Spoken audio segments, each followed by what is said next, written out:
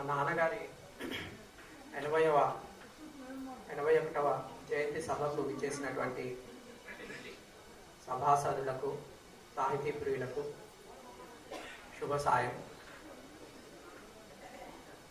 So ఎప్పుడు జయంతులు వర్ధంతులు జరిగినా ఏం మాట్లాడాలి అనేటువంటి ఒక సంశయం ఏర్పడుతుంది. కారణం ఏంటంటే అదే శ్రోతలు అయితే ఒకలాగా మాట్లాడాల్సి వస్తుంది, శ్రోతలు మారితే మరొకలాగా మాట్లాడాల్సి వస్తుంది. ఇటువంటి సంశయం అన్నమాట. సరే, ఏదేమైనప్పటికీ మనకి ఈరోజు సమయాభావం ఉంది కాబట్టి ఒక 4 విషయాలు నేను మీతో పంచుకోవాలనుకుంటున్నాను. ఎక్కువ సమయం తీసుకోను. ముందుగా సాహితీ రంగంలో, ముఖ్యంగా ఆధునిక కాలంలో, ఆధునిక సాహిత్యంలో నాకు తెలిసినటువంటి ఆధునిక సాహితీవేత్తలు వీరందరూ కూడా మా నాన్నగారిని ఎక్కువ మంది ఏదో ఒక వాదానికి పరిమితం చేయటము, ఏదో ఒక ప్రక్రియకు పరిమితం చేయటము అనేటువంటిది చేస్తూ మాట్లాడుతూ ఉంటారు. దానికి నేను ఒక చిన్న సమాధానం ఈ సభాముఖంగా చెప్పాలనుకుంటున్నా. ఓకే, సో ఏమిటి అంటే, మా నాన్న నాకు తెలిసి కొందరి వాడుగా మిగలడం మా నాన్నగారికి ఇష్టం లేదు. ఆయన అందరి వాడుగా ఉండాలని చెప్పి అనుకున్నారు. సో జాషువా గారు చెప్పినట్టు, నిఖిల జగతి ఎట్లు నిర్ణయించిననేమి తిరుగులేదు విశ్వ నరుడ నేను అని చెప్పి జాషువా గారు అన్నారు. ఆ పద్యం చదివినప్పుడు నాకు మా నాన్నగారే గుర్తుకొస్తారు. ఆయన విశ్వనరుడిగా ఉండాలనుకున్నారు, అందరి వాడిగా ఉండాలనుకున్నారు. సో ఏదో ఒక వాదం ముద్ర వేసుకొని కొందరి వాడిగా మిగలడం ఆయనకు అసలు ఇష్టం లేదు. అందువల్ల ఆయన సాహిత్యం వాస్తవానికి చాలా మంది ఆధునికులు, అభ్యుదయవాదులు అని చెప్పుకునేటువంటి వారు ఆయన సాహిత్యం చదవలేదు కూడా. మా నాన్నగారు ఉచితంగా పుస్తకాలు ఇచ్చినా కూడా చదివిన వారు చాలా తక్కువ. వాళ్ళు ముందే ఫిక్స్ అయిపోయినారు, ఈయన పద్య కవి, ఈయన అష్టావధాని, ఈయన ప్రాచీన సాంప్రదాయానికి చెందినటువంటి వాడు. ఇటువంటి కొన్ని అభిప్రాయాలు ఫిక్స్ అయిపోయారు. వాళ్ళు ఏ అభిప్రాయానికి అయితే ఫిక్స్ అయిపోయారో అదే అభిప్రాయాన్ని అందరి మీద రుద్దటము.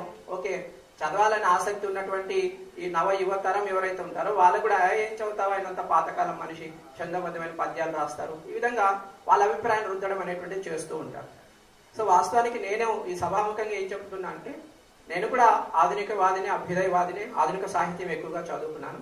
కానీ ఒకసారి మా నాన్నగారి సాహిత్యం కూడా చదవండి. నేను చదివాను, మీరు కూడా చదవండి. సాహిత్యం చదివి ఒక మనిషి మీద ఒక అభిప్రాయం ఏర్పరచుకోవడం కానీ, లేకుంటే ఒక జడ్జిమెంట్ ఇవ్వడం కానీ కరెక్ట్ అని చెప్పి నేను అనుకుంటున్నాను. ఓకే, సో మా నాన్నగారి సాహిత్యం చదివితే ప్రాచీన సాంప్రదాయం మొదలు ఆధునిక సాహిత్యంలో ఎన్ని రకాల వాదాలు ఉన్నాయో అన్ని రకాల వాదాలకి బీజాలు కానీ, భావాలు కానీ మా నాన్నగారి సాహిత్యంలో నాకు కనిపించాయి. ఓకే, ఆయన వచన కవిత్వం చదివాను, ఆయన పద్య కవిత్వం చదివాను. భావాలు చూసినప్పుడు అనేటువంటివన్నీ పూర్తిగా కరెక్ట్ కాదని చెప్పి నాకు అనిపిస్తుంది అనమాట. సో ఎవరైతే సాహితీవేత్తలు ఉన్నారో మీరు ఒక్కసారి మా నాన్నగారి సాహిత్యాన్ని తిరగేయండి, చదవండి. అప్పుడు నా అభిప్రాయంతో మీరు ఖచ్చితంగా ఏకీభవిస్తారు. ఓకే, ఆయన ఆధునికవాది, ఆధునికమైన భావాలు కూడా ఉన్నాయి, కేవలం ప్రాచీన సాంప్రదాయవాది కాదని చెప్పి మీరు ఖచ్చితంగా ఏకీభవిస్తారు. సో మరొకటి ఏంటి అంటే, మా నాన్నగారి సాహిత్యం గురించి చాలా మంది అంటే, వాస్తవానికి మొన్న జయంతి రోజు మా జిల్లా రచయితల సంఘం అనంతపురం వాట్సాప్ గ్రూప్ లో నబీ రసూల్ సార్ పెట్టారు. ఒక 2 సంవత్సరాల క్రితం జయంతి సభకు అటెండ్ అయ్యాను నేను. అప్పటికి జ్ఞాపకాలు అన్నట్టుగా ఫోటోలన్నీ షేర్ చేశారు.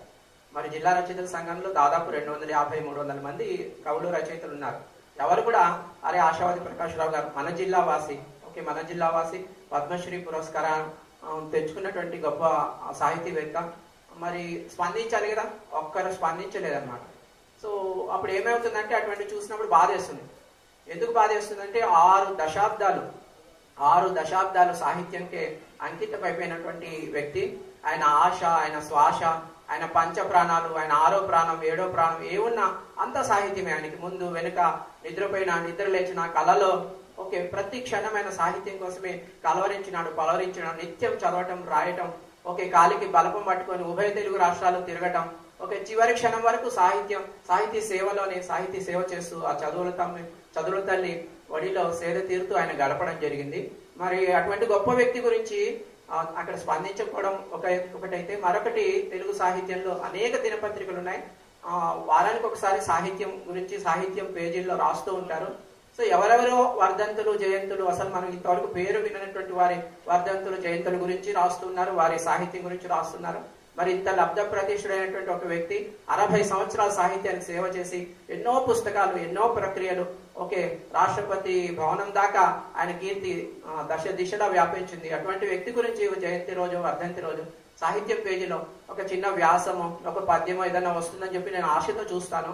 కానీ అటువంటిది ఏం రావటం లేదన్నమాట. సో దీనికి కారణం ఏంటంటే ఇందాక చెప్పాను కదా.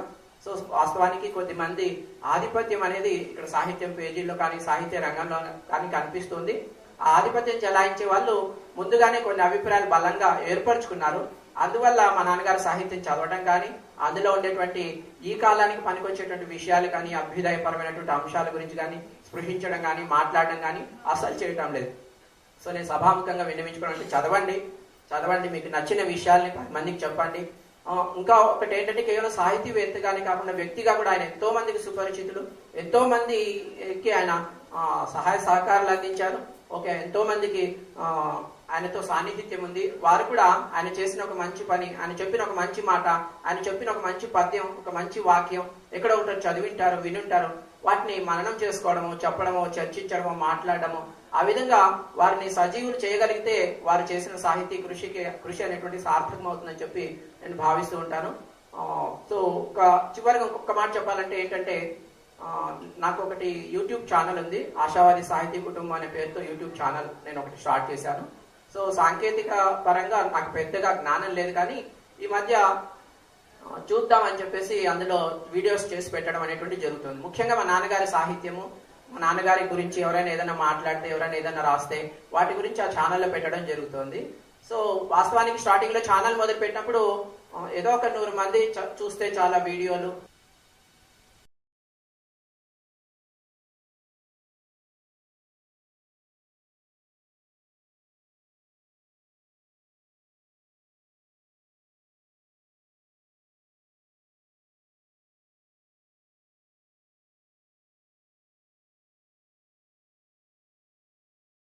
ఆ ప్రసంగాలు కానీ, అలాగే మా నాన్నగారి గురించి ఎవరైనా ప్రసంగించుంటారే అటువంటివి కానీ ఆ వీడియోలు పెడుతూ ఉంటే విపరీతంగా జనం వాటిని చూసి ఆదరిస్తున్నారు.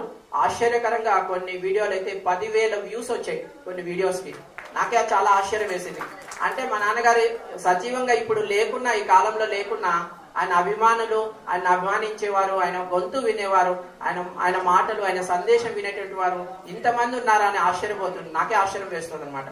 ఓకే, అలా తానా వారు ఒక సభ నిర్వహిస్తే అందులో మన శతావధాని ఆమ్దాల మురళి గారు మా నాన్నగారు సాహిత్యం మీద మాట్లాడారు. ఆ వీడియో చేసి పెడితే వారం 10 రోజులకే దాదాపు 500-600 మంది ఆ వీడియో చూడడం అనేటువంటి జరిగిందనమాట. సో నేను చెప్పడం ఏంటంటే, మీ కొడుకులుగా, ఓకే, సొంతం ఆయన రక్తం పంచుకొని పుట్టినటువంటి సంతానంగా మేము ఆయన సాహిత్యం గురించి అక్కడక్కడ చెప్పడం, ఆయన పుస్తకాలు ఇవ్వటము, ఓకే, ఎక్కడైనా సభల్లో సమావేశాలు ఆయన గుర్తుకు చేసుకోవడం, గుర్తుకు చేయడం అనేటువంటిది చేస్తూ ఉన్నాము. మాకు చేతనైన విధంగా ఉడతా భక్తిగా మా నాన్నగారి సాహిత్యం కానీ ఆయన పేరును కానీ తీసుకెళ్లే ప్రయత్నం చేస్తున్నాం. మిగతా వారు కూడా ఎవరైతే వారితో సాన్నిహిత్యం ఉందో, శిష్యులని చెప్పుకుంటున్నారో, మిత్రులని చెప్పుకుంటున్నారో, ఆశావాది సాహితీ కుటుంబం చెప్పుకుంటున్నారో, లేకుంటే ఆయన ద్వారా ప్రత్యక్షంగా పరోక్షంగా లబ్ధి పొందారో, ఒక స్థితికి చేరుకున్నారో, గౌరవప్రదమైనటువంటి స్థితికి, వారందరికీ నేను చేసుకునే విన్నపం ఇదే. ఆయన సాహిత్యం గురించి చెప్పండి, ఆయన పద్యాలు గుర్తుకు చేయండి, కోట్ చేయండి, ఆయన మాటలు కోట్ చేయండి, ఆయన చేసిన మంచి పనుల గురించి చెప్పండి. ఆ విధంగా 10 కాలాల పాటు వారిని స్మరించుకునేటువంటి అవకాశం కలిగేలాగా చేయండి, ఆయన్ని సజీవంగా ఉంచేలాగా చేయండి అని చెప్పి కోరుకుంటూ, చివరిగా మా నాన్నగారి పద్యం ఒకటి, మామూలుగా ఏ సభలు సమావేశం జరిగినా ఒక పద్యమైనా గుర్తు చేసుకోవాలని అనుకుంటాను. అయితే నేను రాగాలు తీయలేను, కానీ ఒక పద్యం ఈ సందర్భంగా గుర్తుకు చేస్తాను. ఆయనకి కవిత్వం అన్నా, కావ్యం అన్నా, పద్యం అన్నా, ఓకే, సాహిత్యం అన్నా ఎంతో ఇష్టం. ఇందాకే చెప్పాను, ఆయన 6వ ప్రాణం 7వ ప్రాణం కూడా సాహిత్యం అని చెప్పాను. ఒక చోట లోకలీలా సూక్తం అనేటువంటి పద్య కవితా సంపుటిలో మా నాన్నగారు రాసిన ఒక పద్యము, నేత ఎగుట కంటే నిద్ర చెందుట కంటే, నేత ఎగుట కంటే నిద్ర చెందుట కంటే, వధువు కంటే మధువు కంటే నూత్న వధువు కంటే, మధువు కంటే నూత్న వధువు కంటే, కవనమందు కైపు కడలేనిదయ్యుండు, కవనమందు కైపు కడలేనిదయ్యుండు, మేలు కొలుపు లచట మేలమాడు, మేలు కొలుపు లచట మేలమాడు అని చెప్పి ఈ కవనం గురించి, సాహిత్యం గురించి, లేదా కవిత్వ సృష్టించడం, కవితా సృజన గురించి మా నాన్నగారి అభిప్రాయాన్ని చాలా చక్కగా ఈ పద్యంలో వివరించారు. సో సమయభావం వల్ల ఇక్కడ ఇంత ముగిస్తూ ఉన్నాను. నాకు ఈ అవకాశం ఇచ్చిన మా సాహితీ కుటుంబానికి ధన్యవాదాలు తెలియజేస్తాను. Thank you. కార్యక్రమంలో చిన్న మార్పు అండి, గ్రహీతలందరూ తీసుకొని వెళ్ళిపోతున్నారు. ఆమదాల మురళి గారి యొక్క సన్మానం ఉంది. అందువల్ల మొదట ఆమదాల మురళి అన్నయ్య గారి సన్మానం చేసిన తర్వాత తదుపరి కార్యక్రమాన్ని ముందుకి తీసుకెళ్దాము. దయచేసి అందరూ సహకరించవలసిందిగా కోరుతున్నాం.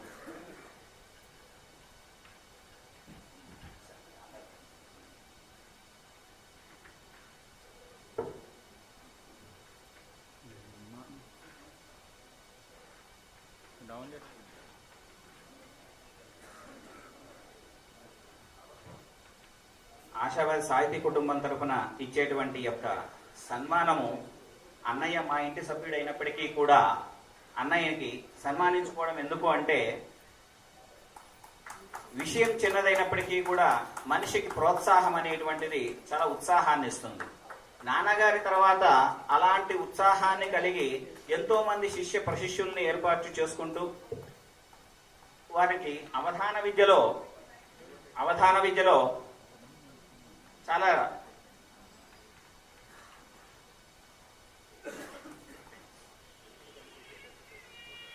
అవధాన విద్యలో ఎంతో మంది విద్యార్థులను సిద్ధం చేస్తూ కేవలం ఆశావాది సాహితీ కుటుంబంలో సాహిత్యాన్ని మాత్రమే కాకుండా అవధానం అంటేనే ఆశావాది, ఆశావాది అంటేనే అవధానం.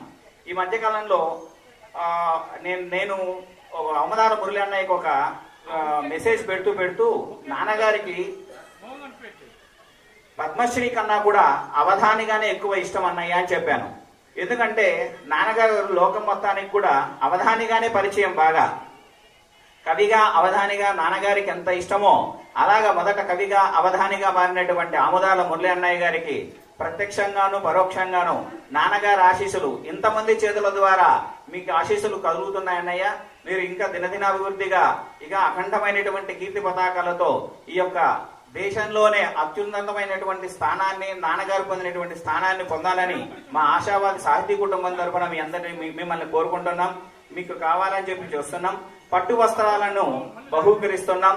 ఆశావాది సాహితీ కుటుంబం తరఫున పట్టు వస్త్రాలను, అలాగే మాకు ఉడతాభక్తిగా మాకు ఇష్టమైనంతలో చేతనైనంతలో ఆశావాది గారు గుర్తుకు పెట్టుకోవాలి అనే దానికోసం మాత్రమే మేము ఇచ్చేటువంటి నగదు బహుమానం కావచ్చు, అలాగే పట్టు వస్త్రాలు కావచ్చు.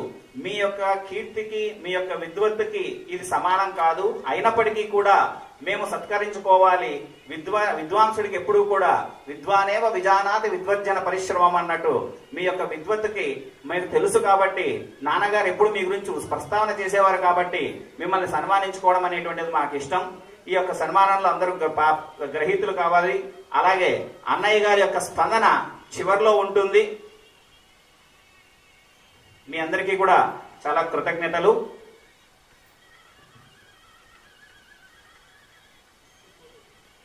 తదుపరి కార్యక్రమాన్ని కొనసాగిస్తాం.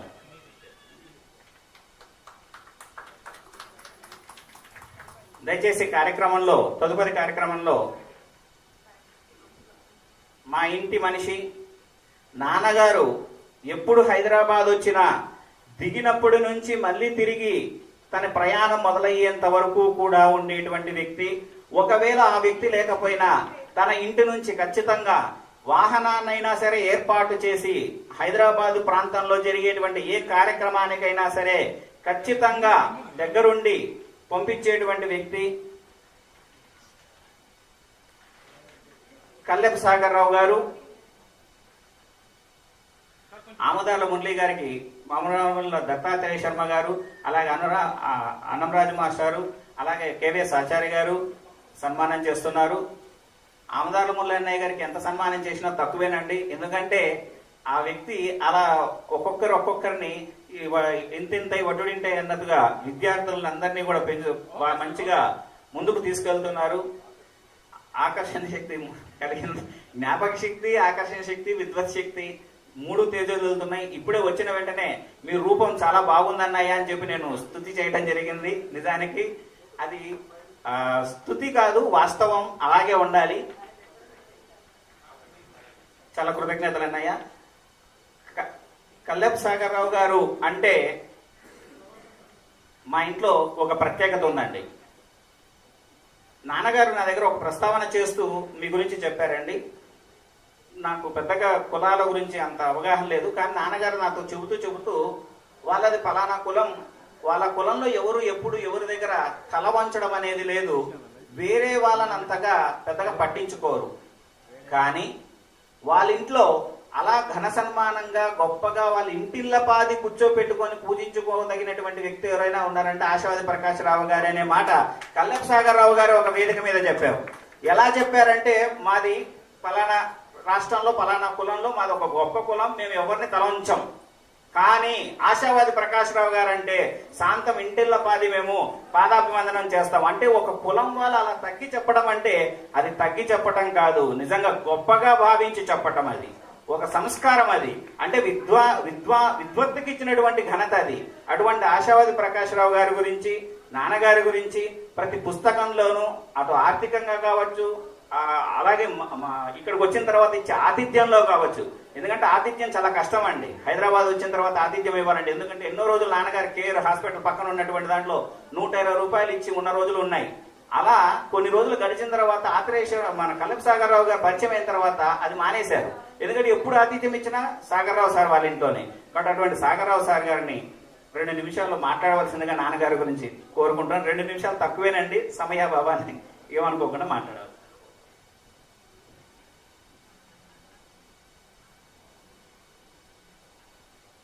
ఆశావాది గారి పేరు గుర్తురాగానే ముందు వారు సహృదయులు,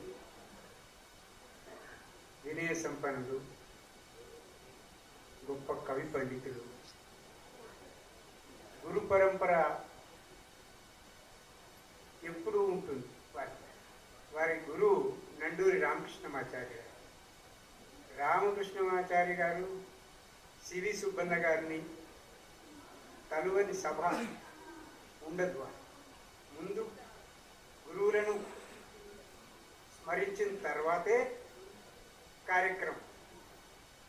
అది ఇవాళ ఆముదాల మురళి గారికి పురస్కారం అంటే నాకు అదే గుర్తొచ్చింది.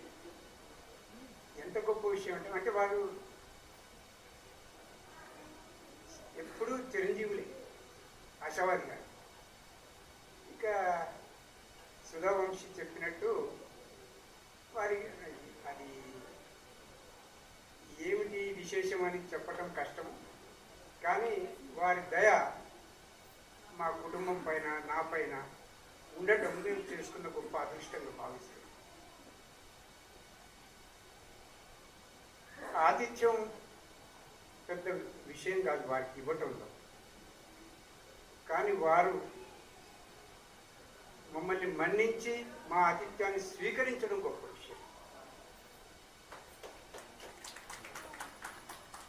ప్రతిసారి నేను ఎంత వెంట వస్తానన్నా మీ పనులు చూసుకున్న తర్వాత మీరు ఇబ్బంది లేనప్పుడు నేను ఉన్నాను కదా, మీకు ఏం సంశయం ఉన్నా ఆ సంశయం నివృత్తి చేయడానికి నేను ఉన్నాను అని చెప్పేవారు. చెప్తే మా ఇంటికి వచ్చేవారు. ఎప్పుడు ఆఫీస్లో కూర్చొని పని అంతా చేసుకొని వారిని దింపి రావడము, తీసుకురావడము, తీసుకెళ్ళడము, ఇలాంటి పని చేశాము. అన్నిటికంటే ముఖ్యమైన విషయం ఒక్కటి చెప్పి నేను ముగిస్తాను. మా ఇంటిలో ఒక్కరోజు మీరు ఇంట్లోకి వచ్చి మా ఆతిథ్యాన్ని స్వీకరించాలి అన్నాను. ఇంటికి వచ్చారు. మా అమ్మగారు, మా బంధువులు, నా కుటుంబము, మా తమ్ముడి కుటుంబం అందరం సమావేశమైపోయారు. ఆ సమావేశం చూసిన తర్వాత మా తల్లి గారు ఒక ప్రశ్న అడిగారు. అయ్యా, అవధానం అవధానం అంటున్నారు, అవధానం అంటే ఏమిటి, ఎలా ఉంటుంది ఆ ప్రక్రియ అంటే ఓపిక్గా అంత ఎక్స్ప్లెయిన్ చేసి ఆ తర్వాత మీకు ఒక పని చేస్తానమ్మా, ఒకసారి మేము అవధాన ప్రక్రియను మీకు చూసి ఏర్పాటు చేస్తాను అని చెప్పి రామకృష్ణ మఠంలో మా చిన్నాన్న గారు రాసినటువంటి ఒక శతకం పుస్తకావిష్కరణ సందర్భంగా ఇదే ఆముదాల మురళి గారు వారి ద్వారా, అంటే వారి శిష్యుడు, నాకు వారు గుర్తొస్తే విశేషం ఏమనిపిస్తాయంటే గొప్ప గురువులకు శిష్యుడు ఆశావాది గారు, గొప్ప శిష్యులకు గురువు. ఇది మరవరానటువంటి వారి మాటలు అమృత తుల్యం అండి. అది రసగులికలు, అంతటి విశాల హృదయం వారికి. మా ఇంటికి రావడం నేను చేసుకున్న భాగ్యం తప్ప వారికి నేను చేసిన సేవ ఒక లెక్కలోకి రాలేదు. అంతటి సహృదయత వారు. కాబట్టి వారి గురించి ఎంత మాట్లాడినా తనివి తీరినటువంటి, మనం అంటే ఎంత తపన పడతారంటే ఎవరి లోపల ఏ విశేషం ఉంది ఆ విశేషాన్ని ఎలా బయటికి తీసుకురావాలి అనే తపన వారిలో కనబడ్డది నాకు. మనం ఎన్నిసార్లు వారిని తలుచుకున్నా తక్కువేనండి. కేవలం సాహిత్యమే కాదు, ఇందాక అన్నట్టు పద్య కవితలో కాకుండా వచన కవిత్వంలో కూడా అసాధారణమైనటువంటి ప్రజ్ఞను వారు కనబరిచినారు. ప్రతి వాళ్ళ పెళ్లికి వారిని పిలిస్తే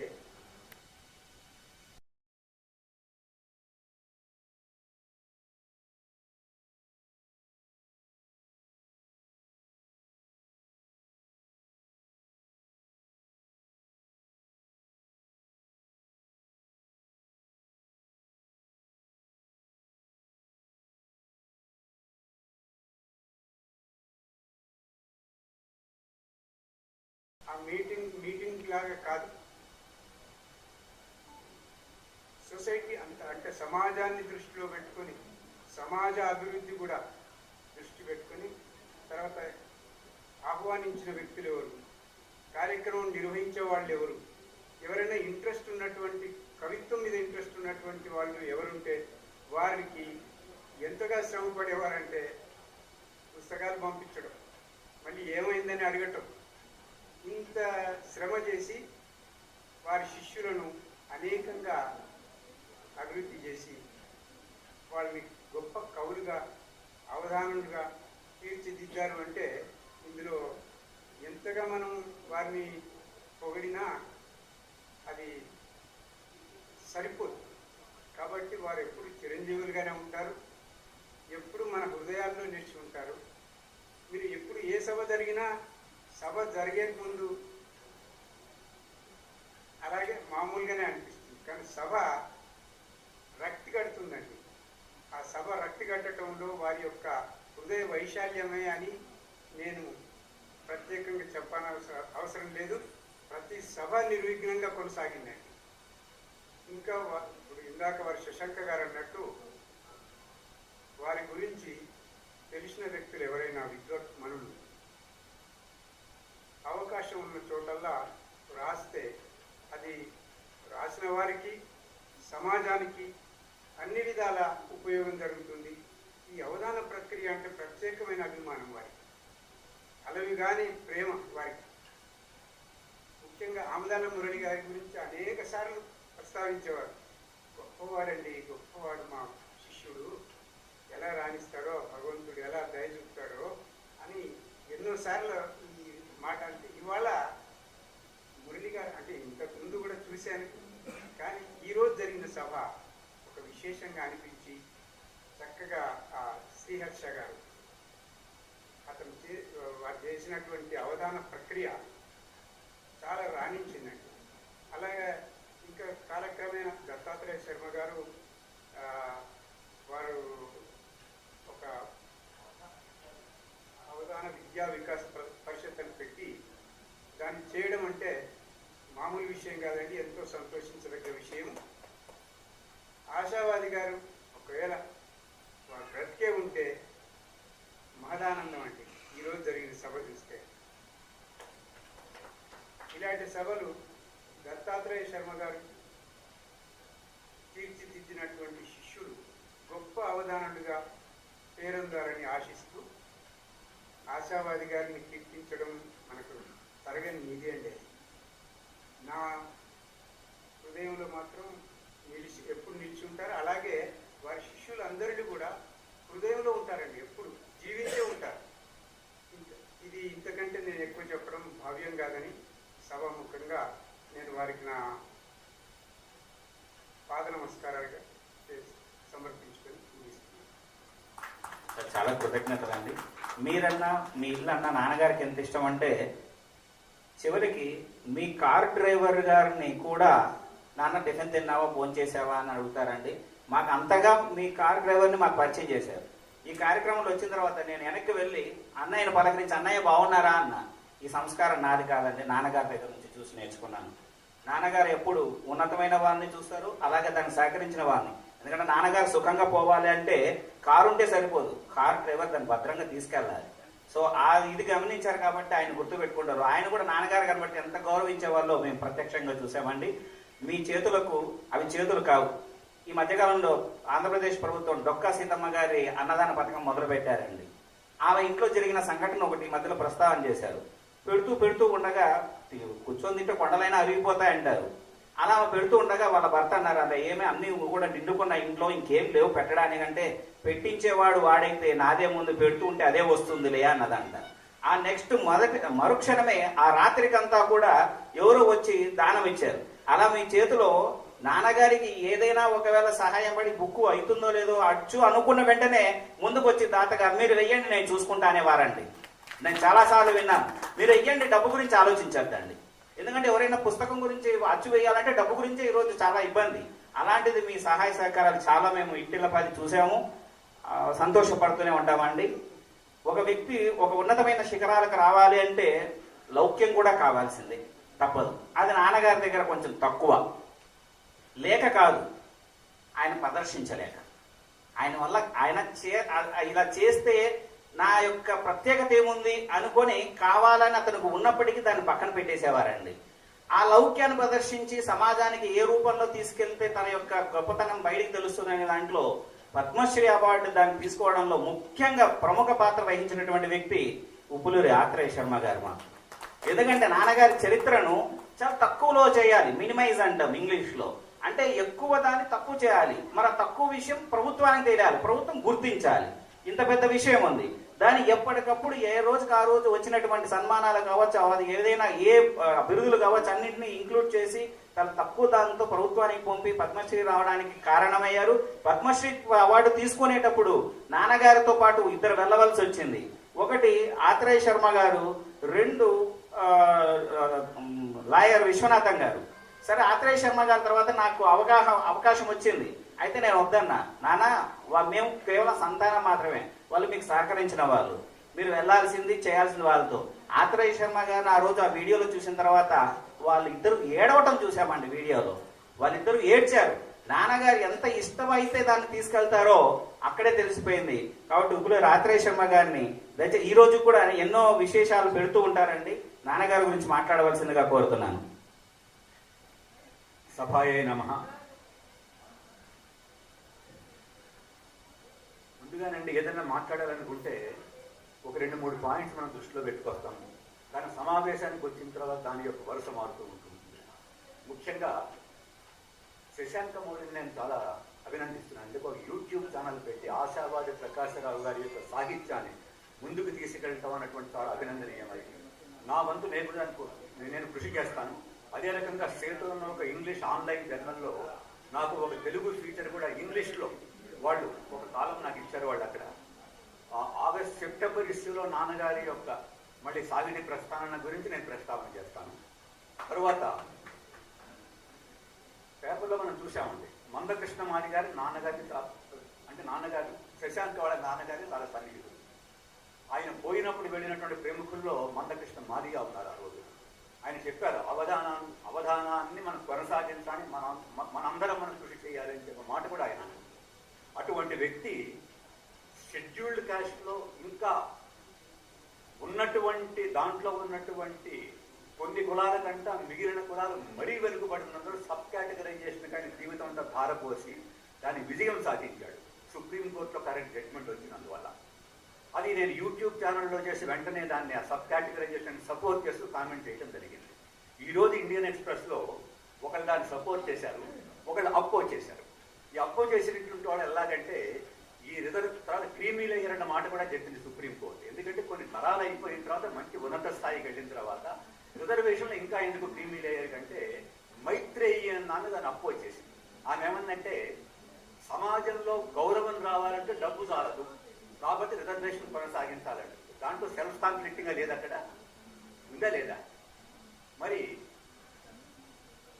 ఇప్పుడు ఇందాక అనుకున్నాం, ప్రకాష్ రావు గారి డ్రైవర్ని కూడా ఎంత చక్కగా గౌరవించాడు. నిజానికి ఏంటంటే మనకి కులాలు ఉన్నట్టయితే కులాలలో మనకి సంకుల సమరం కావలసింది, సంకుల సామరస్యత ఉండాలి. మనకి కింద ప్రధానమంత్రి దగ్గర నుంచి బాకీ వాళ్ళ వరకు కూడా ప్రతి వాళ్ళకి మనం కాళ్ళు మొక్కాలి. అది నేను జీవితంలో నేను కూడా చూపించడం జరిగింది కొంతవరకు. ఎందుకంటే సజ్జన సాంగత్యం ఇదంతా. మరి ప్రకాశ్రావు గారు రిజర్వేషన్స్ గురించి ఒక అద్భుతమైనటువంటి వచన కవిత్వం రాశారు. అది ఒక్కసారి చదివి దాని ఇంగ్లీష్ ట్రాన్స్లేషన్ కూడా నేను కాస్త చదువుతాను. ఎందుకంటే ఆయన గురించి కాస్త ఇంగ్లీష్లో ప్రొజెక్ట్ చేసేటటువంటి అదృష్టం కలిగింది కాబట్టి.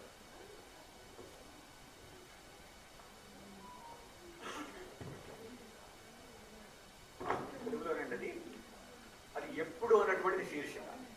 నేస్తం ఇక్కడంతా క్షామం. ఎప్పుడైనా మేమంతా క్షేమం అంటే రాస్తూ ఉంటాం మన ఉత్తరాలు. ఇంటిలో లాంతరు వెలిగిద్దామంటే కట్నం తేని కోడల్ని కొత్త లోకానికి పంపడానికి అత్తగారప్పుడే కెరసిన్ రిజర్వ్ చేస్తున్నారు. పొలాల జలాలకై ఇంజిన్ నడుపుదామంటే మతాల మారణ హోమాలు సృష్టించడానికి స్వార్థపరులప్పుడే డీజిల్ రిజర్వ్ చేసుకున్నారు. 4 మెతుకులు తినేదాకా ప్రవృత్తి వెలిగిద్దామంటే జన్మదినాల సంబరాలు ఘనంగా జరుపుకోవడానికి ఉన్నవాళ్ళు ఎప్పుడో వాటిని రిజర్వ్ చేసుకున్నారు. పోనిద్దు చిన్నారి చిరుదివ్వని వెలిగిద్దామంటే కృత్రిమంగా దినదినానికి అధికమవుతున్న ధరలకు భయపడి సామాన్యులు కూడా ఆముదాన్ని రిజర్వ్ చేసుకున్నారు. ఆముదాల మురళి గారు రిజర్వ్ చేసుకోవడం వేరే సంగతి. ఈ రిజర్వేషన్ల బెడద తీరేది అన్నాడు. నిజమైన పేదరికానికి చేయూత ఎప్పుడు, స్వచ్ఛమైన ప్రతిలకు గుర్తింపు ఎప్పుడు అన్నారు. ఇంగ్లీష్లో ఒక చిన్న సెయింగ్ ఉందండి. ప్రకాశ్రావు గారు పుట్టిన కులం ఏమిటి, ఆయనకు వచ్చినటువంటి గౌరవం చెప్పండి.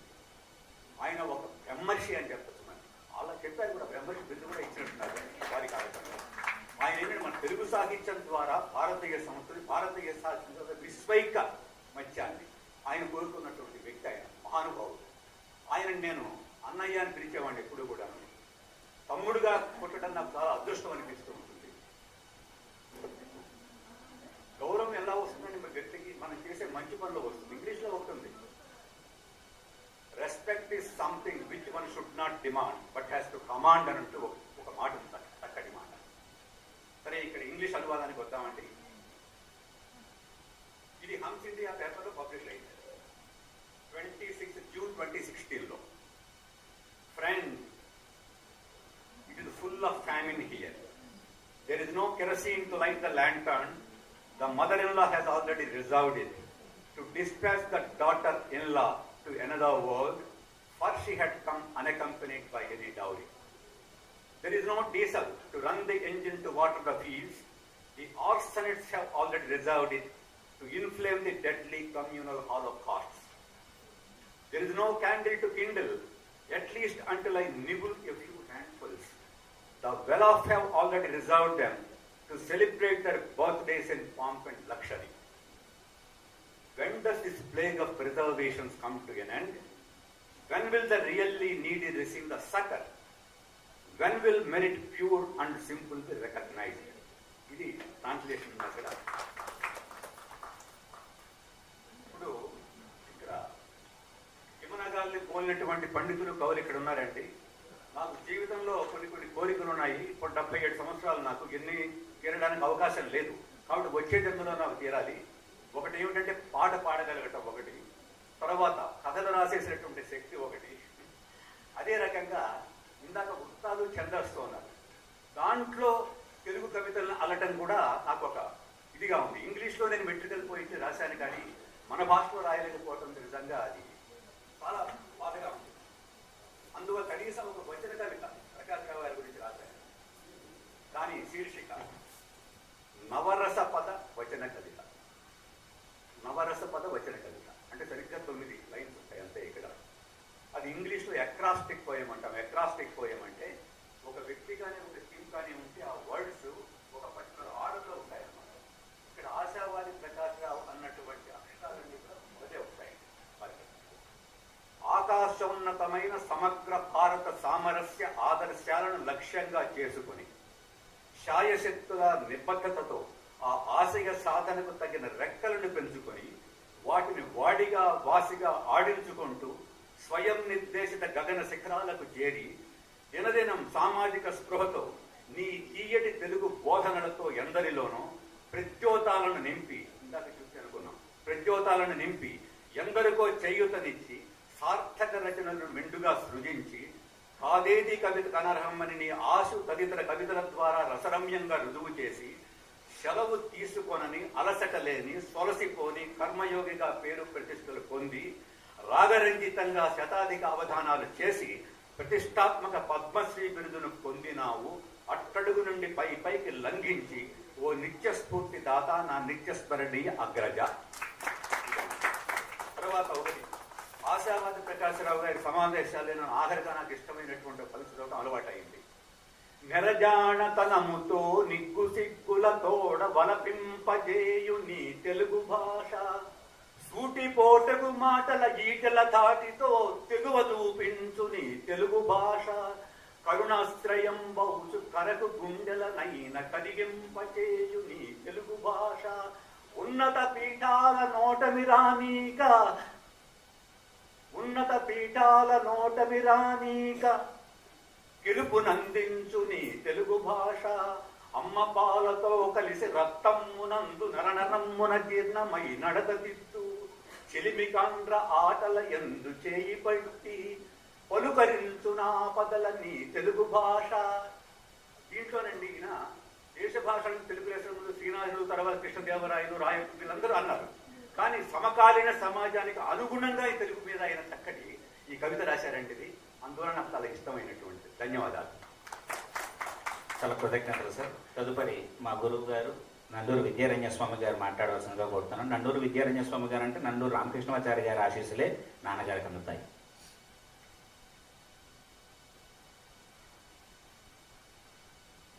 విశ్వశ్రేయ కావ్యం అన్నారు. ఆశావాది ప్రకాశరావు గారు ఏం రాసినా విశ్వశ్రేయస్సు కోసం రాశారు. రాబోయేటువంటి తరాల వాళ్ళకి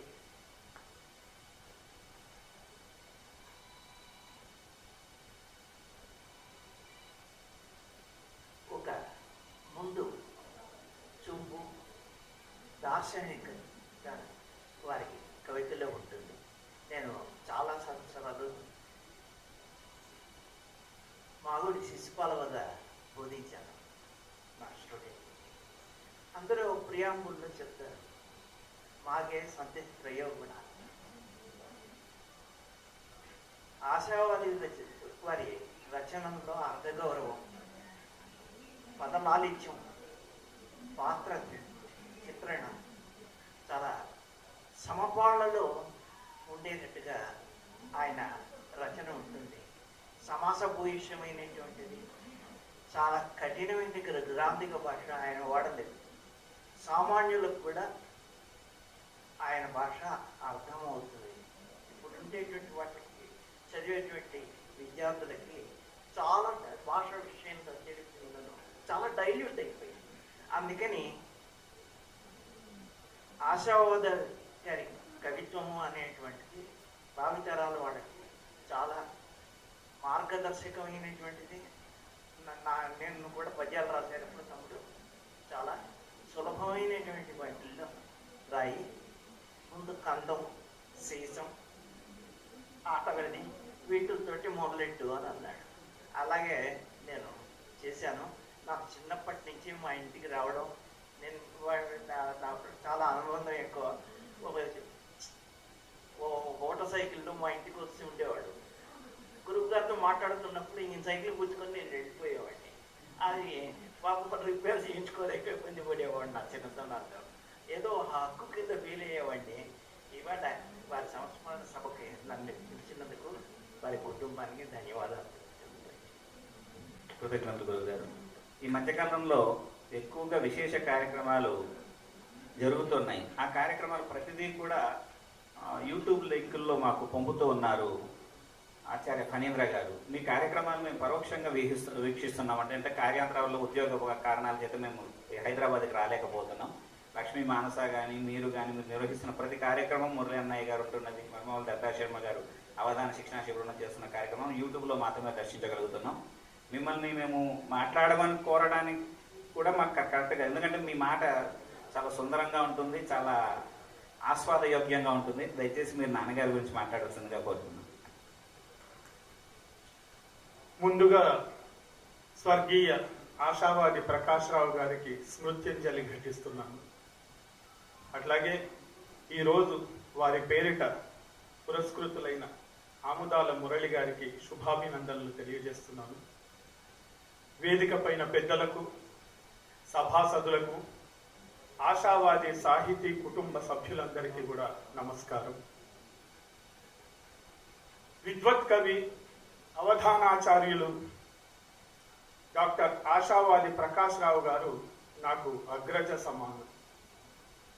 మేమిద్దరం సతీర్థులం. నండూరి రామకృష్ణమాచార్యుల వారి శిష్యులు వారు.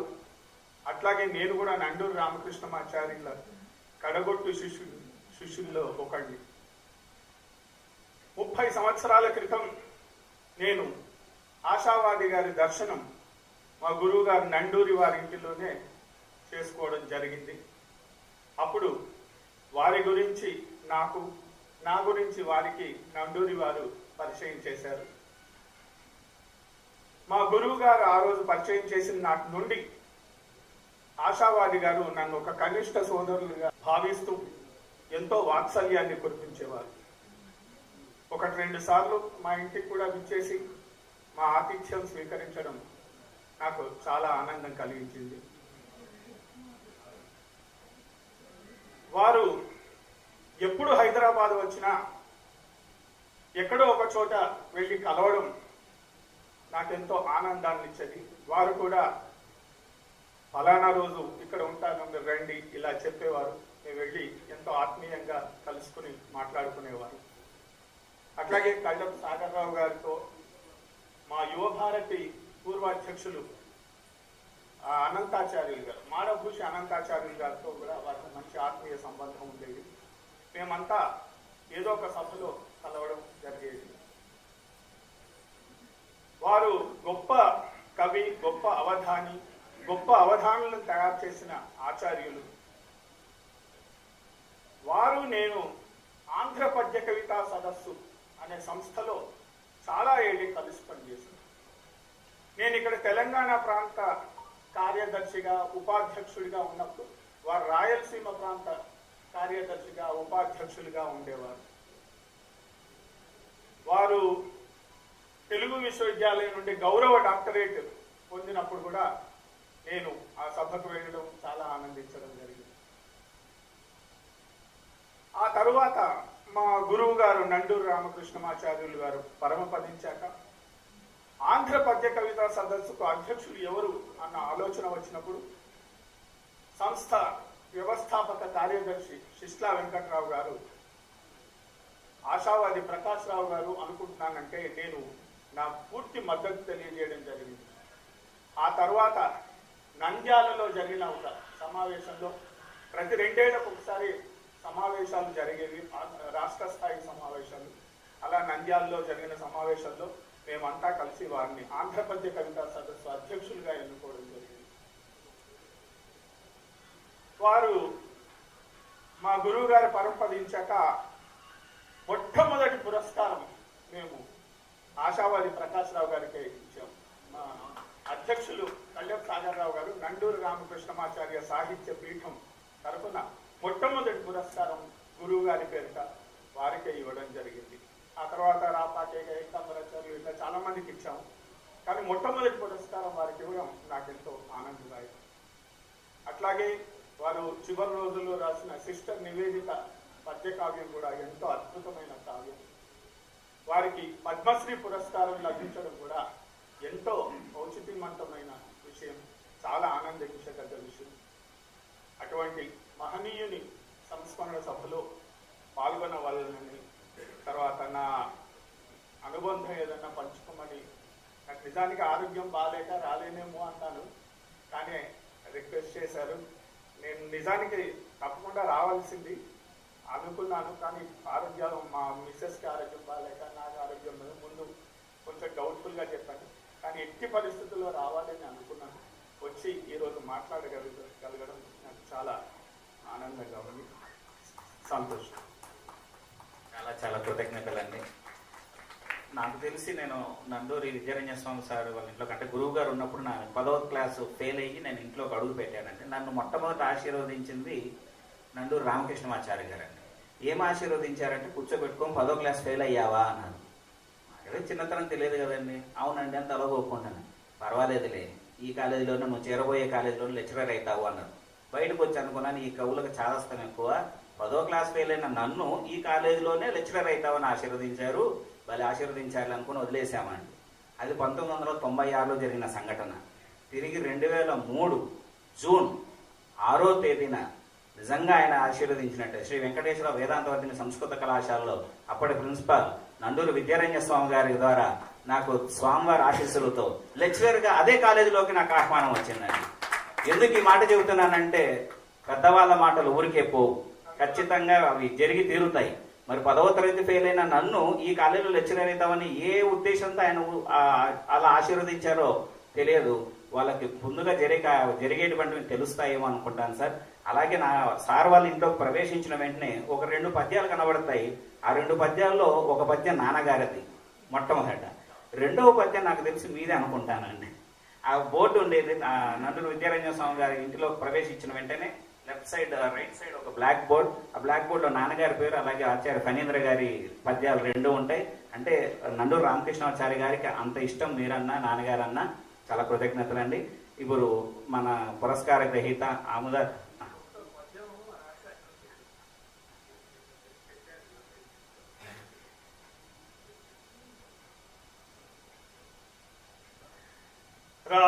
రాసుల్వోసిన పాండితీ సృజనతో రాణించి కావ్యావని ధీశాలి అవధానిగా గొని మహాదేదీప్య విఖ్యాతిని దేశస్థాయిని పద్మ సత్కృతిని సాధించావహో సత్కవి ఆశావాది ప్రకాశరాయ జయ హో అందింతు నీరాజనా. దేశ స్థాయిలో అవధాన ప్రక్రియకు ఏదైనా పద్మశ్రీ తీసుకురావడం జరిగిందా అంటే అదొక్క నాన్నగారి వల్ల అయింది. అటువంటి స్థాయికి తిరిగి ఆముదాల మురళి గారు రావాలని కోరుకుంటూ ఇప్పుడు ఆముదాల మురళి అన్నయ్య గారిని మాట్లాడవలసిందిగా కోరుతున్నాము. అయితే ఆముదాల మురళి అన్నయ్య గారి కన్నా ముందుగా 2 నిమిషాల ఆశీర్పూర్వక మాటలు దత్తాత్రేయ శర్మ గారిని మాట్లాడమని కోరుతున్నాం. సుకవి జీవించు ప్రజల నాలుకలయందు అంటాడు జాషువా. నిజమే, ఆ మాట ఇవాళ రూఢి అయింది. వారు ఆశావాదులు. లోకంలో చాలా మంది నిరాశావాదులను దురాశావాదులను ధనాపహారులైనటువంటి వారిని చూస్తుంటాం, కానీ అచ్చమైన ఆశావాది అయినా నేను ఎప్పుడు కలిసినా వారిని మీరు ఆశావాదులు అనగానే మీరెప్పుడు నిరాశావాదులు కాకూడదు అనేవారు ఆయన. మా ఇద్దరి సంభాషణ అట్లా కొనసాగేది. నిజమే, పద్యం ఒక కిరీటాన్ని పెట్టుకుని పద్మశ్రీ పురస్కృతమైంది ఆశావాది గారితో. వెతుక్కుంటూ వచ్చింది.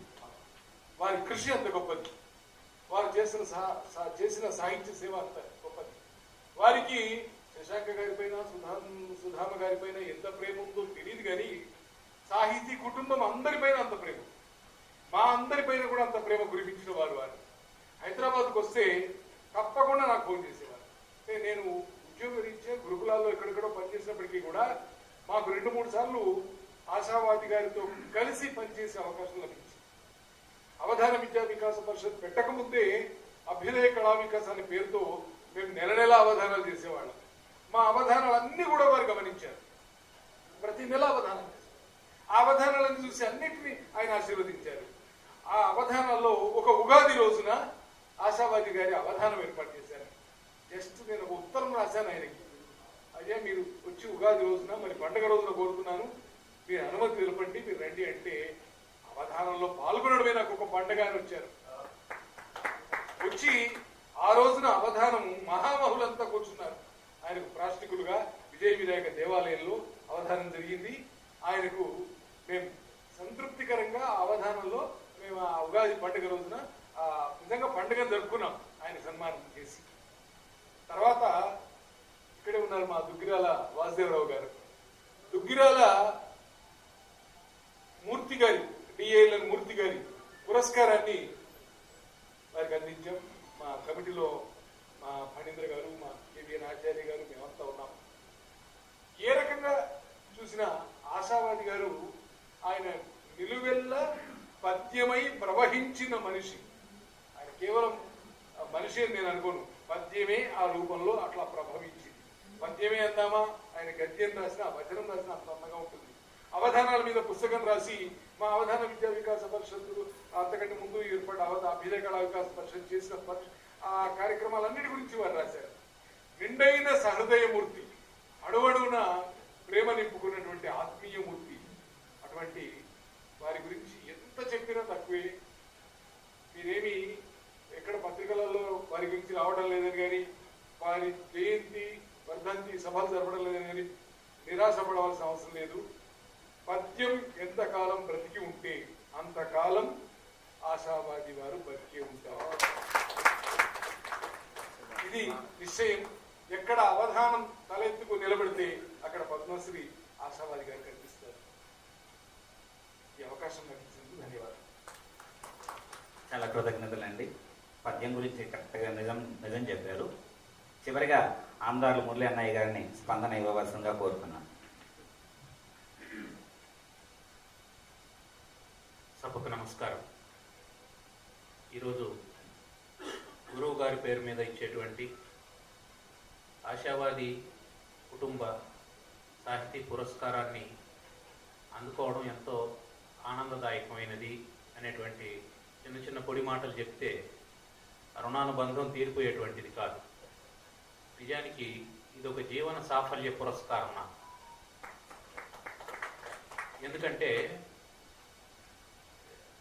సాధారణంగా ఇద్దరు వ్యక్తులు కలిసి ఉన్నారు అంటే మూడో వ్యక్తి ఏం ఆలోచన చేస్తాడో మనకు తెలియదు, కానీ వాళ్ళిద్దరిని విడగొట్టడానికి ప్రయత్నం చేస్తూ ఉంటాడు. ఇది లోకంలో సహజంగా జరుగుతూ ఉన్నటువంటి. చాలాసార్లు కొందరు ఆశావాది గారు వారి కుటుంబ పురస్కారాన్ని నీకు ఇవ్వలేదు, ఎందుకు ఇవ్వలేదు అని అడిగారు. నేనన్నాను, వారు నన్ను కుటుంబ సభ్యునిగా చూస్తూ ఉన్నప్పుడు, నన్ను ప్రత్యేకంగా భావించినప్పుడు నాకు ఇవ్వాల్సినటువంటి అవసరం లేదు, అందుకనే ఇవ్వలేదు. నిజానికి నాకు వస్తూ ఉన్నటువంటి అన్ని పురస్కారాలు వారికి సెలవే కదా అని చెప్పాను. నాకు ఏదైనా కానీ కావచ్చు కాక, అది తెలుగు విశ్వవిద్యాలయం వాళ్ళు ఇచ్చినటువంటి పురస్కారం కావచ్చు, లేదా అవధానం కోసం ఆంధ్రప్రదేశ్ ప్రభుత్వం వాళ్ళు ఇచ్చిన ఉగాది పురస్కారం కావచ్చు, ఏదైనా కావచ్చు. వాటన్నిటి వెనుక ఆశావాది గారి ఆశీర్వాదం లేకుండా ఎట్లుంది? వారు వేదిక మీద నేను మొట్టమొదటి అవధానం చేస్తూ ఉన్నప్పుడు నా ప్రక్కన కూర్చొని, నిజానికి అవధాన పద్యాలు ఉన్నాయి, రికార్డ్ అయ్యాయి అవధాన ప్రకాశంలో, దాంట్లో తప్పులు కూడా ఉన్నాయి, అయినా ప్రోత్సహించారు. చివరిని అడిగిన మాట ఏమిటంటే, నేను పనికొస్తానంటే ఈ రంగంలో ఉంటాను, పనికిరానంటే నేను వదిలేస్తాను, పద్యం రాసుకొని బ్రతుక్కుంటాను, నిజంగా చెప్పండి నాకు అని అంటే, లేదు లేదు నీ అవసరం ఉందని వేదిక దిగిన వెంటనే మొట్టమొదట వారు చేసినటువంటి ఫోను వంకాల శ్రీరామచంద్రుడు గారికి. మురళి నా శిష్యుడు అవధానం చేశాడు, నువ్వు ఇంకా అవధానాలు ఏర్పాటు చేయొచ్చు. వెంటనే రెండో ఫోను శ్రీరంగస్వామి గారికి, వరంగల్ శ్రీరంగస్వామి గారికి. ఇట్లా వారు ఏ ఏ వేదికల మీద అవధానాలు చేశారో ఆయా వేదికలకు అన్నిటికీ నన్ను పరిచయం చేశారు. అవి వేదికలు కాదు, అవి కుటుంబాలు. నేను హైదరాబాద్కు వస్తే లాడ్జిలో దిగడం లేదు, కర్నూలుకు పోతే లాడ్జిలో దిగడం లేదు, అనంతపురానికి పోతే లాడ్జిలో దిగడం లేదు, గుంతకల్లుకు పోతే లాడ్జిలో దిగడం లేదు. ఎక్కడ ఉంటున్నావయ్యా? రోడ్డు మీద ఉంటావంటే రోడ్డు మీద కూడా ఉండడం లేదు. కారణం ఏమిటంటే, ప్రతి చోట నాకు ఒక కుటుంబాన్ని ఏర్పాటు చేశారు. ప్రతి చోట ఒక కుటుంబాన్ని ఏర్పాటు చేశారు. నాకు కావలసినటువంటి ఏర్పాట్లన్నీ వారు ఎక్కడున్నా నా జీవితానికి సరిపోయేటువంటి ఏర్పాట్లన్నీ చేసి వెళ్ళారు. అది ఒక తండ్రి చేయాల్సినటువంటి పని. తండ్రికి రెండు బాధ్యతలు ఉంటాయి, ఒకటి రక్షణ, ఇంకొకటి పోషణ. ఆ రక్షణ పోషణ విషయంలో వారు సమగ్రంగా నాకు కావాల్సినటువంటి ఏర్పాట్లన్నీ చేశారు.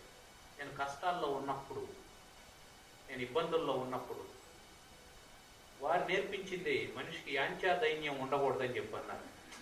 నీకు ఏ కష్టమైనా ఉండని గాక, అది ఎంతసేపు అయినా ఉండని గాక, కానీ అవతల వాళ్ళ ముందర చేయి జాచకూడదు అనేది నేర్పించినటువంటి మాట వారు.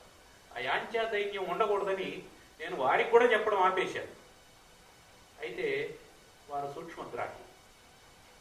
ఒక మనిషి మాట్లాడేటువంటి మాటలో ఉన్నటువంటి ఆ స్వరస్థానాలను బట్టి ఏమంటారు, పౌనఃపుణ్యం, ఆ మాటలో వచ్చేటువంటి పౌనఃపుణ్యాన్ని బట్టి అతను ఆనందంగా మాట్లాడుతున్నాడా, బాధతో మాట్లాడుతున్నాడా అనేటువంటిది కనుక్కొని సహాయం చేసేటువంటి వారు.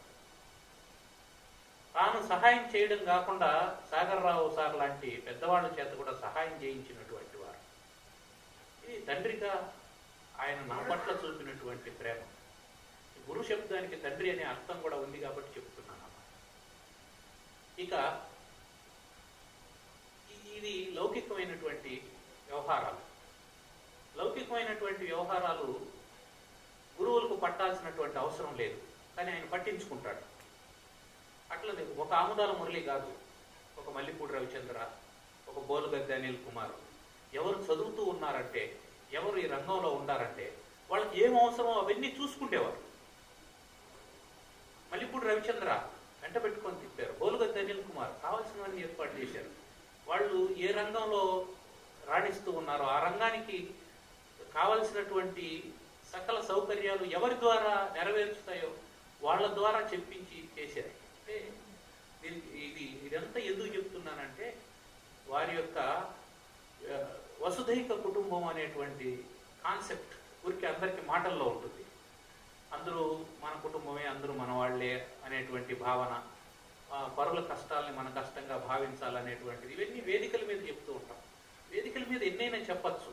కారణం ఏంటంటే అదేమి ఇప్పుడంటే లైవ్ ప్రోగ్రామ్స్, లైవ్ స్ట్రీమింగ్ అవన్నీ వచ్చినాయి కాబట్టి కొంచెం జాగ్రత్తగా మాట్లాడాలి. కానీ ఇవేమీ లేనప్పుడు ఏవి మాట్లాడినా చెల్లుబాటు అయిపోయేది. కానీ ఇప్పుడు మాట్లాడితే దాన్ని ఆ మాట మాత్రమే కట్ చేసి స్ట్రోల్ చేసేటువంటి ప్రమాదం ఉంది కనుక జాగ్రత్తగా మాట్లాడాలి. అయితే ఆశావాది గారి గురించి ఏది మాట్లాడినా అది సబబుగానే ఉంటుంది. వారు మాటల మనిషి కాదు. వేదిక మీద ఎన్ని మాటలు చెప్పారో నాకు తెలియదు, కానీ మేము వినలేదు, చాలా తక్కువ విన్నాం వారిని. కానీ వ్యక్తిత్వాన్ని మాత్రం దగ్గరుండి చూశాం. ఈరోజు వారి శిష్యులు చాలామంది అవధాన శిష్యులు ఉన్నారు. అవధాన శిష్యుల్లో చాలామంది కొన్ని అవధానాలు చేశారు, ఆపేశారు. నేను కూడా ఒకానొక దశలో ఇది నాకు అయ్యే పని కాదు సార్, సాధ్యం కాదు, నాకు ఉద్యోగం, ఆ ఉద్యోగం చేయకపోతే నాకు కుటుంబం జరగదు, నేను కుటుంబాన్ని సరిచేసుకోవాలా లేదంటే ఉద్యోగం చేయాలా, దీనికోసం ప్రత్యేకంగా చదవాలా, నేను బోధిస్తూ ఉన్నది సంస్కృతం, నేను సంస్కృతం చదవాలి, కానీ దీనికోసం తెలుగు కావ్యాలు చదవాలి, దీనికోసం ఎక్కువ సమయం కేటాయించాలి, దీనికోసం తిరగాలి. ఒక్కరోజు అవధానం అంటే 3 రోజులు సెలవు కావాల్సి వస్తుంది, ప్రయాణం వీడి వ్యవహారం అంతా. అందువల్ల ఒకానొక దశలో నేను నిరాశతో నేను ఇంకా దీంట్లో కొనసాగలేను సార్, మెల్లగా ఆపేస్తానని చెప్పి అంటే, నువ్వు ఆశావాది శిష్యుడు అనేది గుర్తుపెట్టుకో అని చెప్పి అన్నారు. ఆ ఆశావాది అనే పదాన్ని నొక్కి చెప్పారు. అంటే అప్పుడు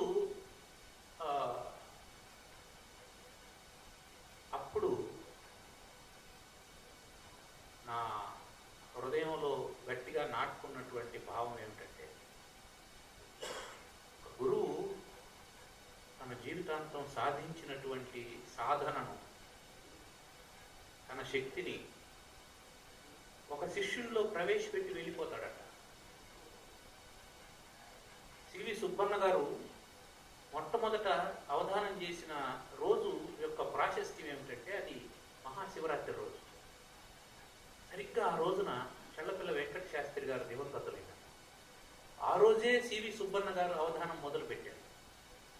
దాని గురించి చెబుతూ ఆశావాది గారు నాకు అన్న మాట ఏమిటంటే, సరిగ్గా ఆ వెంకట శాస్త్రి గారి ఆత్మ సివి సుబ్బన్న గురుదేవుల వారి మనసులో ప్రవేశించింది కాబట్టి ఆయన పద్యము అంత వైభవంగా వెలిగింది. అట్లా మన సాధన, మన పరిశ్రమ మాత్రమే దీనికి సరిపోదు, గురువుల యొక్క కృపా విశేషం కూడా ఉండాలి అని చెప్పి అన్నారు. అని అన్నటువంటి ఆ మాట తర్వాత తర్వాత అది కార్యరూపంలోకి వస్తూ వస్తూ వస్తూ ఉన్న కొద్దీ నిజానికి వారు ఒక్కొక్క శక్తిని తన శిష్యుల కోసం దారపోశారేమో అనేటువంటి భావన కలుగుతుంది. అది ఒక ఉత్తమ తపస్వి యొక్క లక్షణం. ఇందాక వారు మాట్లాడుతూ బ్రహ్మర్షి అన్నారు. ఋషి తపస్సు చేయకుండా ఋషి ఎట్లా అవుతారు? మరి ఆయన ఏం తపస్సు చేశారు? ఇందాక సోదరుడు చెప్పాడుగా, 5వ ఆత్మ, 5వ ప్రాణం, 6వ ప్రాణం, 7వ ప్రాణం అంతా సాహిత్యమే. ఆ సాహిత్యమే తపస్సు. ఆ తపస్సు అజరామరంగా సాగాలనేటువంటి ఉద్దేశంతో దీన్ని కొనసాగించి అవధాన ఆచార్యులు అనేటువంటి బిరుదాన్ని సార్థకత చేసుకున్నారు వారు. అయితే ఈ పురస్కారం అందుకోవడం వల్ల నాకు బాధ్యత పెరిగింది. ఇది అందరూ సామాన్యంగా చెప్పేటువంటి మాటే. అయితే నాకు ప్రత్యేకమైనటువంటి బాధ్యత కూడా ఉంది. ఏమిటో ప్రత్యేకమైనటువంటి బాధ్యత అంటే, వారి కాలానికి, వారికి ఉన్నటువంటి పరిమితులకు, వారికి ఉన్నటువంటి కుటుంబానికి, వారి సంతానము, దాని పోషణ, వారి ఉద్యోగము, ఇవన్నీ చేస్తూ ఏ ప్రసార మాధ్యమాలు లేనటువంటి కాలంలో అన్ని రచనలు చేసి అంత వ్యాప్తి నొంది వారు ఆ స్థాయికి ఎదిగినప్పుడు, పద్మశ్రీని సముపార్జించినప్పుడు సోదరుడు సింపుల్గా అనేశాడు, ఏమిటి మా అన్నయ్య గారు కూడా ఆ స్థాయికి ఎదగాల, అంత పద్మశ్రీ పురస్కృతులు కావాలి. కానీ మీరే ఒక మాట అన్నారు, దీనికి అంత లౌక్యం ఉండాలి, మా నాన్నగారికి కొద్దిపాటిదే ఉంది, దాన్ని ప్రదర్శించడం కూడా ఆయన చేత కాలేదు అనేసి. ఆ లక్షణం నాకు కూడా ఉంది.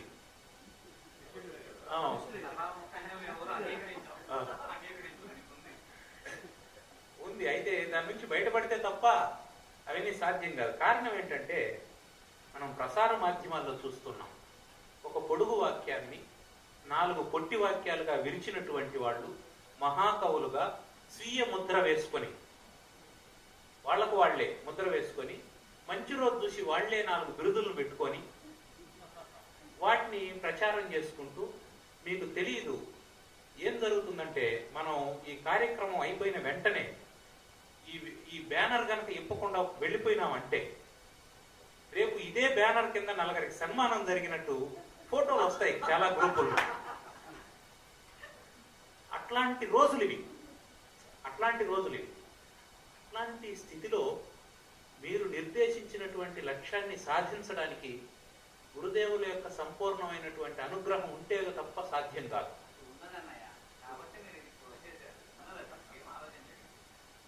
ఇక ఒక పద్యం అని తర్వాత సభ కూడా ఉంది కాబట్టి, మున్ను నా తడబడుచున్న పద్యంబును వెన్నుదట్టిన మేటి విబుధుడతడు.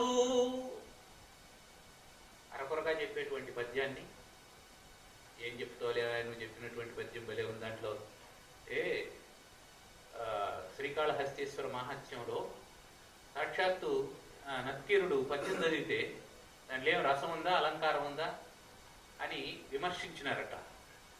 అట్లా కాకుండా, మున్ను నా తడబడుచున్న పద్యంబును వెన్నుదట్టిన మేటి విబుధుడతడు, తొల్త నా నాల్కపై తొట్రుపడు పలుకులన్నీ దిద్దిన పండితాఢ్యుడతడు.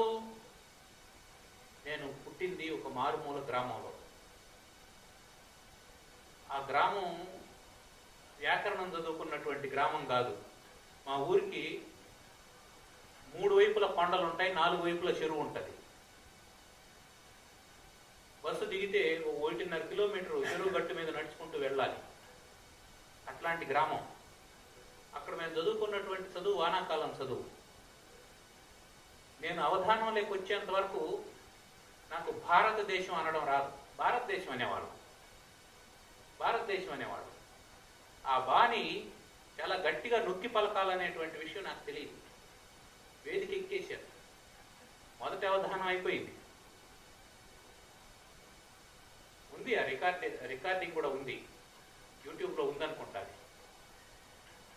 అయితే గురువు గారు చేసిన పని ఏమిటంటే, నేను ఎక్కడ ఉచ్చారణ దోషాలతో పలికానో వాటిని కూడా నోట్ చేసుకొని, ఇలా పలకూడదు, అని కొన్ని పదాలు ఇచ్చి వీటిని పలకడం సాధన చేయి అని చెప్పంటే, బాధకు ఏది మహాప్రాణం, బోధలో ఏది మహాప్రాణం, భారతంలో ఎట్లా పలకాల, భాగవతం అయితే ఎట్లా అనాలి, సాధన అయితే ఎట్లా, అక్కడికి వచ్చేటప్పటికి గురువు గారు గుర్తొచ్చి దానికి మహాప్రాణం ఇచ్చేటువంటి, ఆ విధంగా నా అక్షరాలకు మహాప్రాణం పోసినటువంటి మహామనిషి వారు.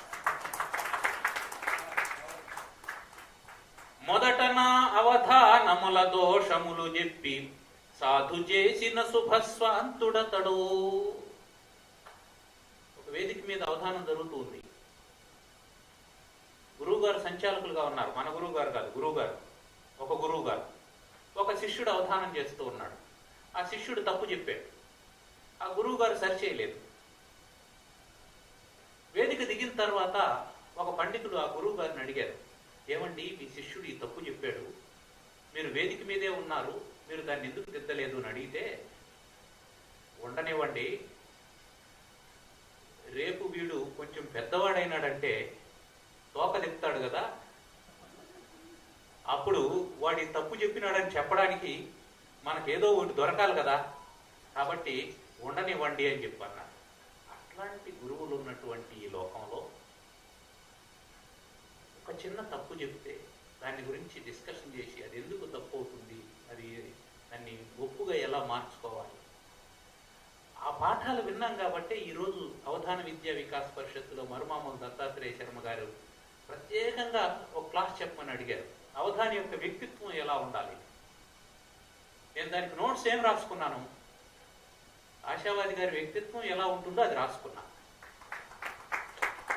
అదే చెప్పాను. ప్రారంభమున కావ్య రసమాను నేర్పులను గుబట్టించిన వజ్జయతడు. కావ్యం చదివేటప్పుడు అవధానానికి ఉపయోగపడేటువంటివి ఏమిటి అనేవి రాసుకోవాలి. నిషిద్ధాక్షరి చేసేటప్పుడు వారికి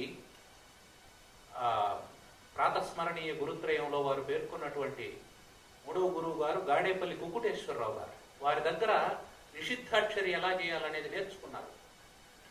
వారి గురువు గారు చెప్పినటువంటి మాట ఏమిటంటే, కావ్యంలో షష్ట్యంతాలనే కందపద్యాలు ఉంటాయి, 6 7 ఉంటాయి. అవి షష్ఠీ విభక్తితో పూర్తయ్యేటువంటి పద్యాలు కనుక వాటికి షష్ట్యంత్యములు అని పేరు. వాటిని చదవమని చెప్పారు. వారు ఆపత్కాల నిఘంటు అని ఒక పేరు చెప్పారు నాకు.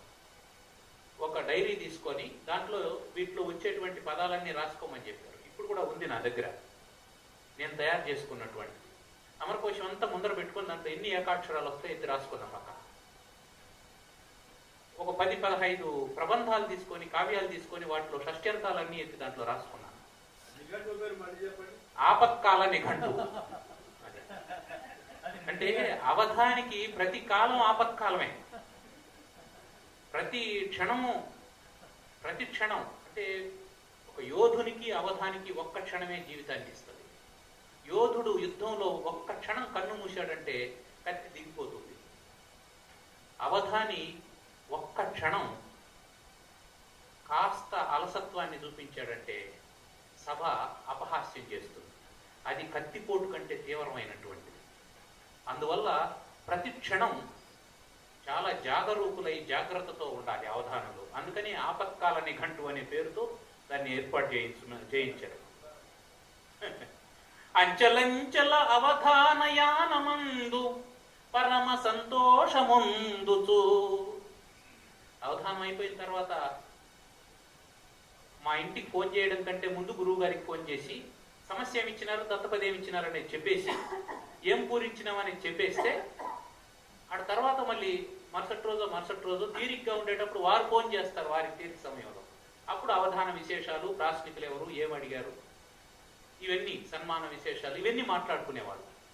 అంటే ప్రతిసారి ఎంత ఆనందించేవారంటే అంత సంతోషించేవారు. ఆయనే అవధానం చేసినంత భావనతో సంతోషించేవారు. తర్వాత పరమ సంతోషముందుచు పడిన చోట కందుకమవోలి లేచు, పడిన చోట కందుకమవోలి లేచు ప్రకర్షనొసగి. ఇది తలమానికమైనటువంటి విషయం. ఎందుకంటే అవధానంలో ప్రతి అవధానంలో అందరూ సహృదయులైనటువంటి ప్రాశ్నికులు ఉంటారని అనుకో. ఒక అవధానంలో నాకు న్యస్తాక్షరిచ్చేటప్పుడు ఛు, మహాప్రాణి ఛు, ఇది ఉత్పలమాల్లో 9వ అక్షరంగా ప్రతిపాదంలోనూ రావాలి అని చెప్పన్నాడు. ఛు 9వ అక్షరంగా ఛు వస్తే దాని పక్కన గురువు రావాలా. 10వ అక్షరం ఎత్తి కాబట్టి ఉత్పలమాల కాబట్టి. ఛూతో మహాప్రాణి ఛూతో వచ్చేటువంటి పదాలు ఏమున్నాయి? ఛురిక, ఇది ఒక్కటి ఉంది. ఇంకేముంటాయి? ఆ ఛురిక అనే పదం అక్కడ కుదరదు. పైగా అది 9వ అక్షరంగా రావాలి. రీ గురువు కాదు.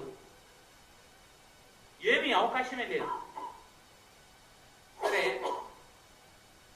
కానక పల్కువారల చుకారము దిద్దెడి మేటి సంస్థ అని చెప్పన్నా.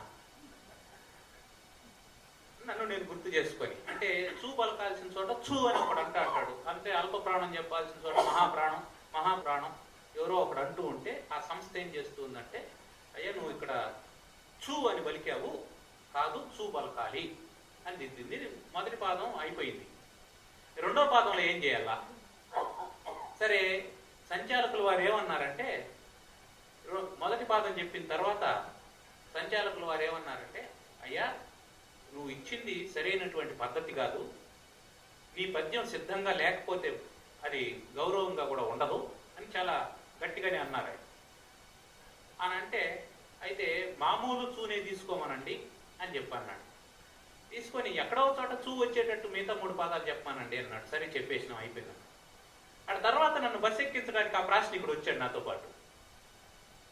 ఏమండి ఎందుకు ఇచ్చారు ఈ విధంగా అని అడిగాను నేను. అడిగితే, చూడడానికి పసివాడిగా ఉండవు, నిన్ను భయపెడదామని ఇచ్చాను అని చెప్పాను. భయపెట్టడానికి అని అంటే, సరే నేనేం మాట్లాడలేదు, వదిలేసాను, బస్ ఎక్కి వచ్చేసిన. మరుసటి రోజు గురువు గారికి ఆ విషయం చెప్తే, ఆయన భయపెట్టాలని అనుకున్నాడు, నువ్వు భయపడ్డావా అని అడిగాడు ఆయన. అడిగితే, లేదండి నేనేం భయపడలేదు, భయపడకూడదు. నువ్వు భయపడడం మొదలు పెట్టావంటే భయపెట్టేటువంటి వాళ్ళ సంఖ్య పెరుగుతూ ఉంటుంది. ఇది వారు చెప్పినటువంటి బోధ ఆ సంఘటన తర్వాత. అట్లా కందుకము ఓలె లేచు ప్రకర్షణసగి, పడిన చోటనే ఉండిపోకుండా బంతిలాగా పైకి లేచేటువంటి మళ్ళీ ఆ తత్వాన్ని ఆయన నూరిపోశారు. నన్ను దీవించినట్టి ప్రసన్నుడతడు. ఆయన ముఖంలో ఆ ప్రసన్నత ఎప్పుడు పోకుండా ఉండేది.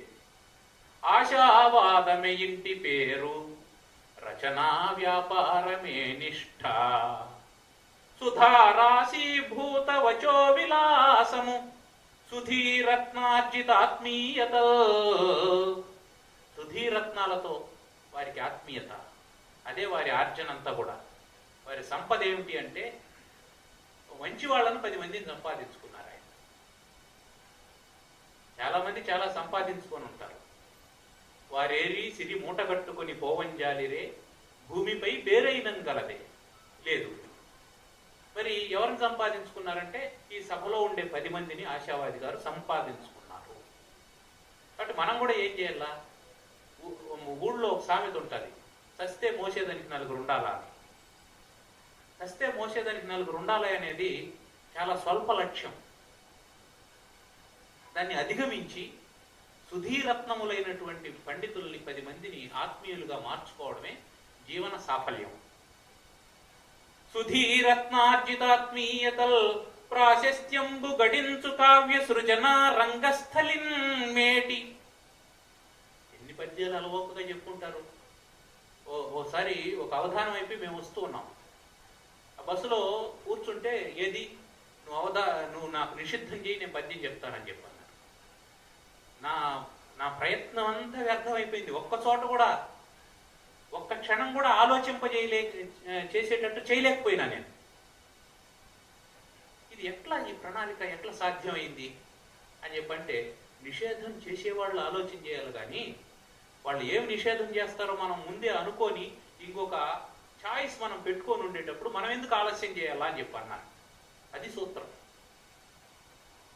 ఖచ్చితంగా సఖా అన్న తర్వాత లా నిషేధం చేస్తారని తెలుసు. లా నిషేధం చేస్తారని తెలుసుకున్న తర్వాత ఇంకోటి ఉంటేనే కా చెప్పాలి. ఇది పాఠం.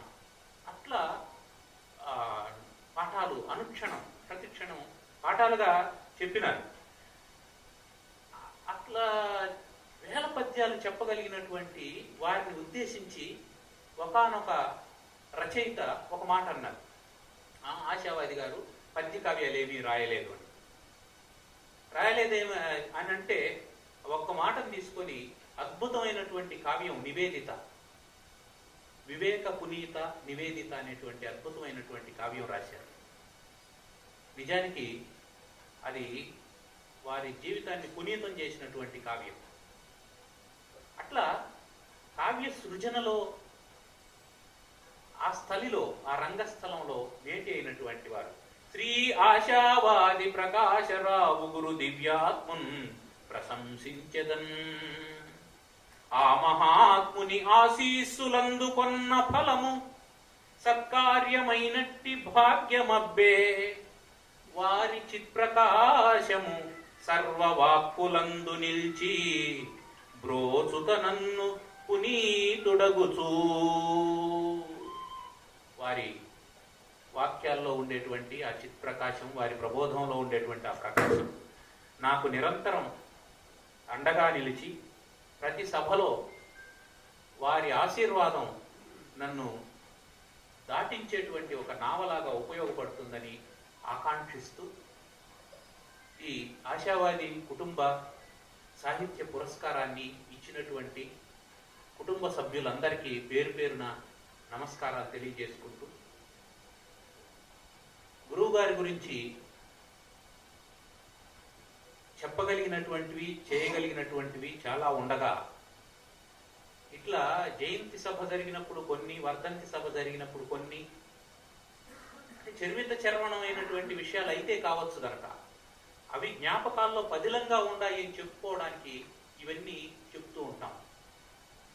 కాబట్టి ఇది వరకు మురళి ఈ విషయాలన్నీ చెప్పినాడని ఉన్నా లేదా చెప్పలేదని ఉన్నా ఏవి దానికి పునరుక్తి కానీ లేదంటే చెప్పనటువంటి దోషం కానీ ఏవి ఉండవని భావన చేస్తూ అందరికీ కృతజ్ఞతలు చెల్లించుకుంటూ ఈ కుటుంబం ఇలాగే అవిచ్ఛిన్నంగా కొనసాగాలని, ఇది విస్తృతంగా పరివ్యాప్తం కావాలని, విశ్వవ్యాప్తమై ఆశావాది కుటుంబం ప్రపంచంలో ఉండే జనులకు అందరికీ ఆశావాదాన్ని నింపాలని ఆకాంక్షిస్తూ సెలవు తీసుకుంటున్నాను. ధన్యవాదాలు. చాలా కృతజ్ఞతలు అన్నయ్య. ఈ కార్యక్రమం తర్వాత ఇదే వేదికలో వేరే కార్యక్రమం ఉంది, వాళ్ళు బయట వెయిట్ చేస్తున్నారు. దానివల్ల అవకాశం అనేది ఇంకా 3-4 మాట్లాడాలన్నారు, కానీ ఇవ్వలేకపోతున్నాం. గొల్లపల్లి జయన్న సార్ ఒక్కరు 2 నిమిషాలు మాట్లాడేసి కార్యక్రమాన్ని ముగింపు పలుకుదాం. జయన్న సార్ రండి.